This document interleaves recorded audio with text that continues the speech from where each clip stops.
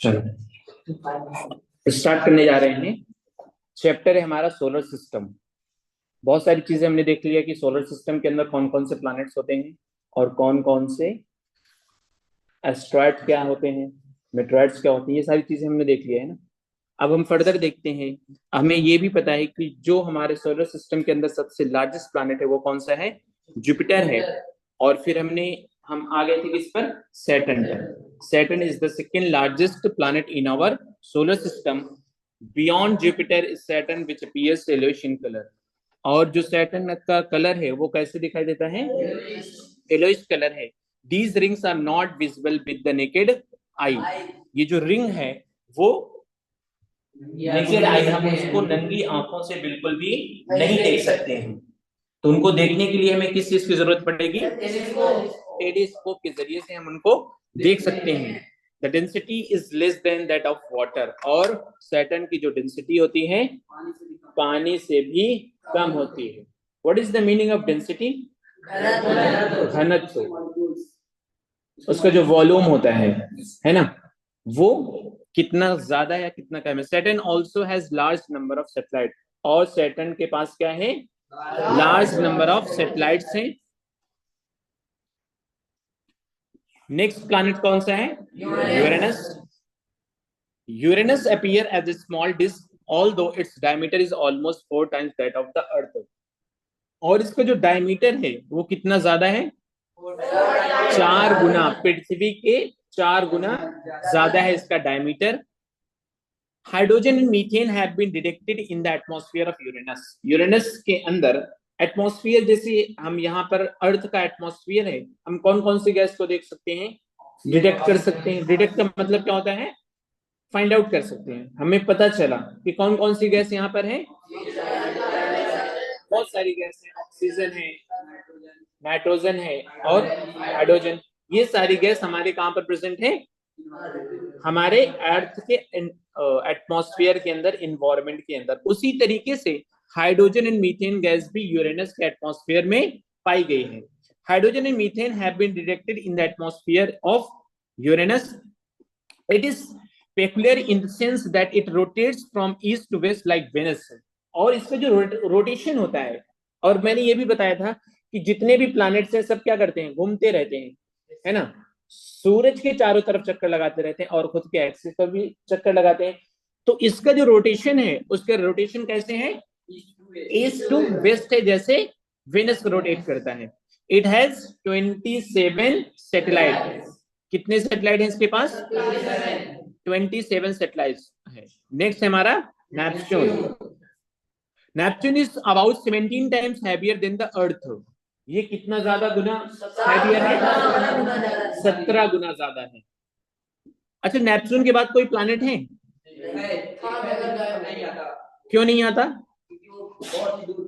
हाँ, जो अर्थ सॉरी सन से जो डिस्टेंस थी वो बहुत ज्यादा थी, इसलिए हम उसको सोलर सिस्टम के अंदर से हटा दिया गया है। Being very far away from the sun, it is cold planet। और सूरज से दूरी होने की वजह से जो हमारा नेपच्यून है वो क्या है, बहुत ही ज्यादा क्या है, कोल्ड है, ठंडा है। It has 14 satellite. कितने सैटेलाइट है इसके पास, 14 है। अब कुछ फन फैक्ट है प्लूटो के बारे में। As stated earlier, Pluto is dwarf planet and is orbit overlaps the orbit of Neptune. क्या है, इसका जो ऑर्बिट है ओवरलैप हो रहे थे। ओवरलैप का मतलब उसी के ऊपर आ जाने की वजह से। डॉर्फ प्लैनेट का मतलब क्या होता है, हाँ, गायब हो गया है जो। Distance is maximum from the sun and hence it is coldest and the darkest. और इसकी जो डिस्टेंस है कहां से, सूरज से लेकर जो प्लूटो की डिस्टेंस है वो क्या है, बहुत ज्यादा है, इसलिए वो क्या है, ठंडा है और डार्केस्ट है। It is size is small, which is about 0.002 times the mass of Earth। इतना ज्यादा छोटा है कि वो देख नहीं सकता है। It is not visible through the naked eye। और इसको हम नंगी आंखों से बिल्कुल नहीं देख सकते हैं।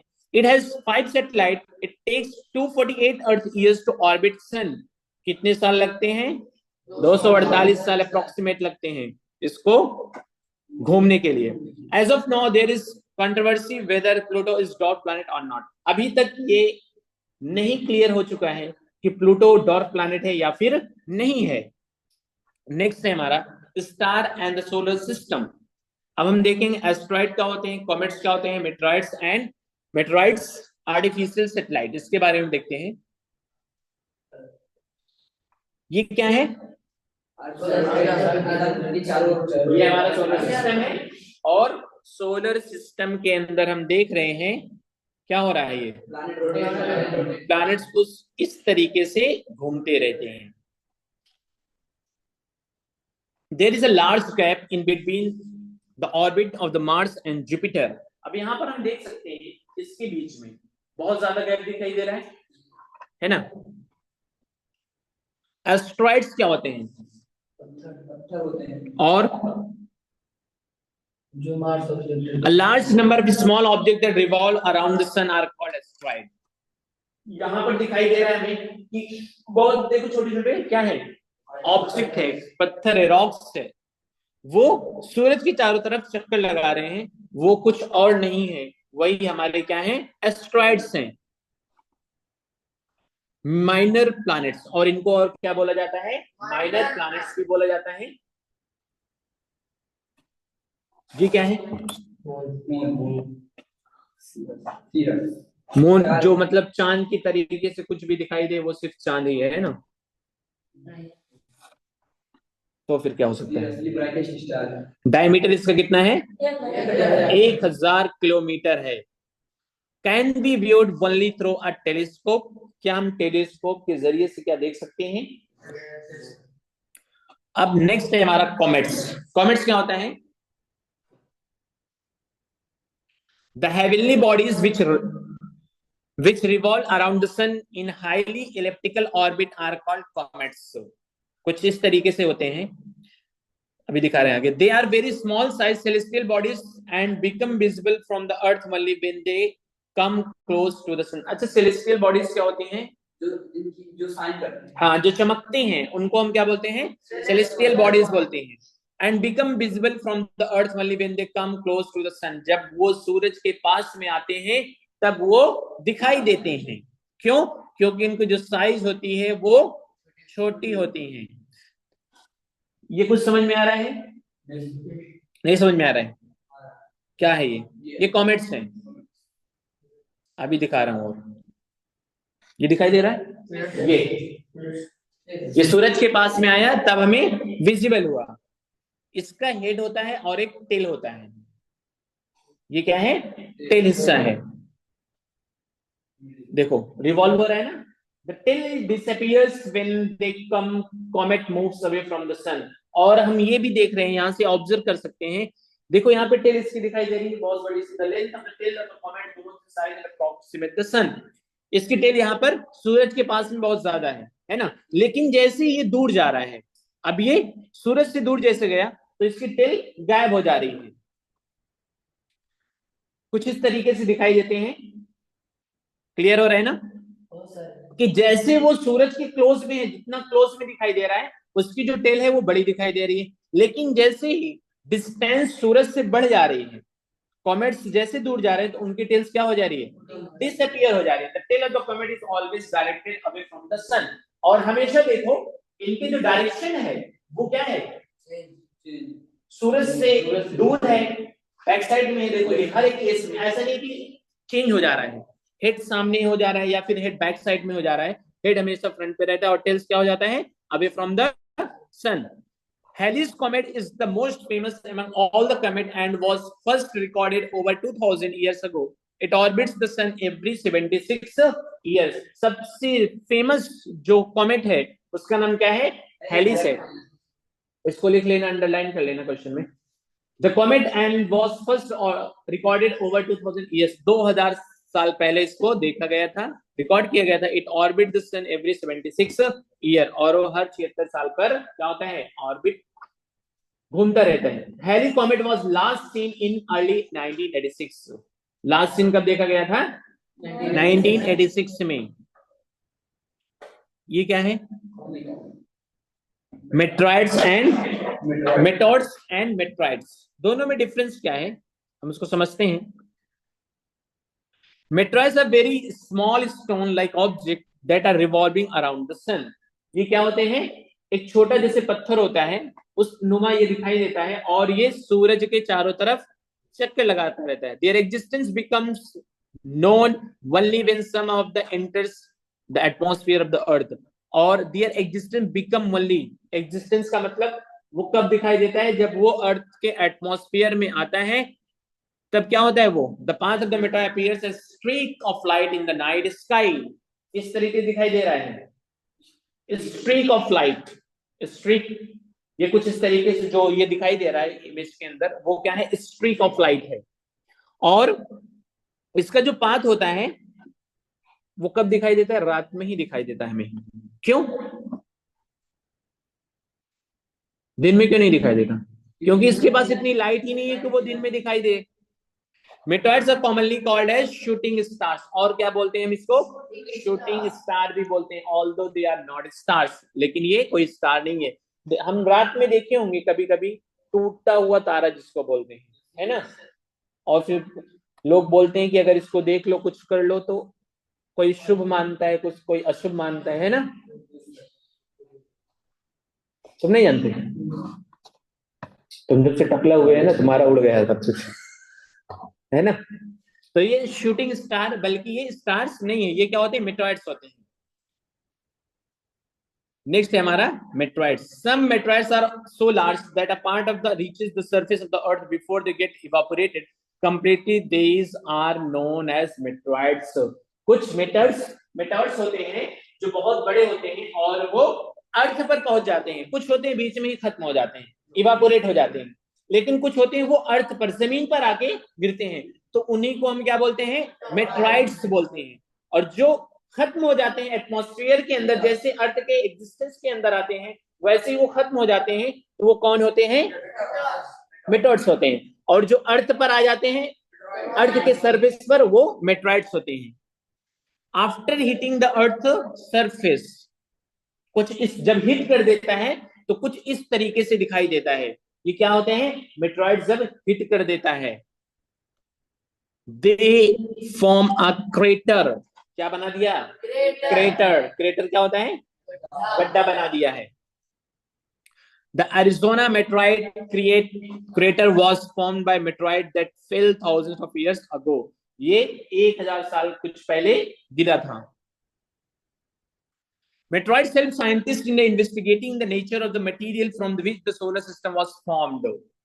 अब जो मेट्रॉइड्स होते हैं, देखो एक बिग बैंग थ्योरी है जिसको साइंटिस्ट ने माना है, जो थ्योरी दी गई है कि जो हमारा ये सोलर सिस्टम है वो एग्जिस्टेंस में कैसे आया, ये दुनिया कैसे आई एग्जिस्टेंस में। तो उनका मानना ये है कि एक ये रॉक था, गोला था पत्थर का, और वो आपस में जब टकराए, टकराने के बाद उनकी स्पीड इतनी ज्यादा थी कि कुछ तो थे जो जमीन में आके गिर गए, और कुछ क्या थे, ग्रेविटी की वजह से वो वहीं पर रोटेट करते रहे, इसलिए वो एक पर्टिकुलर शेप ले लिया उन्होंने, तब जाकर ये हमारा सोलर सिस्टम बना।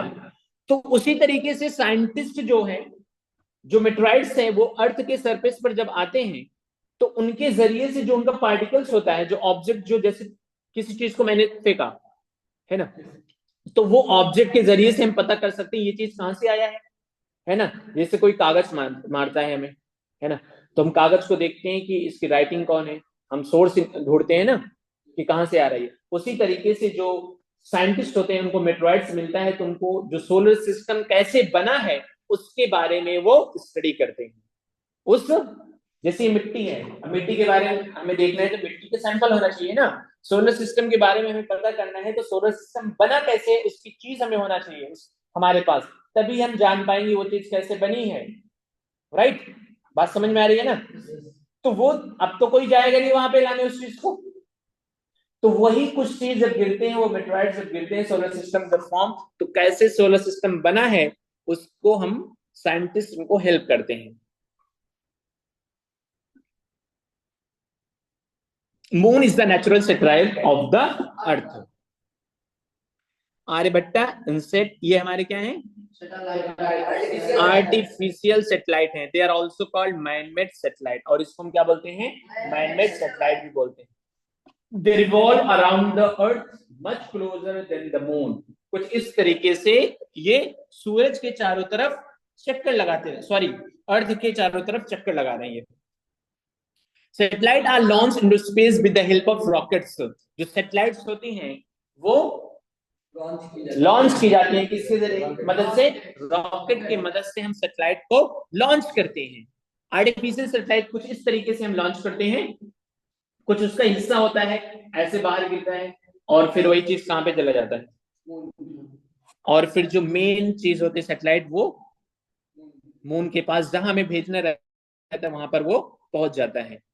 यूज ऑफ आर्टिफिशियल सैटेलाइट, अब इसका इस्तेमाल कहां पर है, क्यों भेजते हैं, क्या पैसे ज्यादा होंगे इसलिए खर्च कर रहे हैं, है ना, ऐसा नहीं है।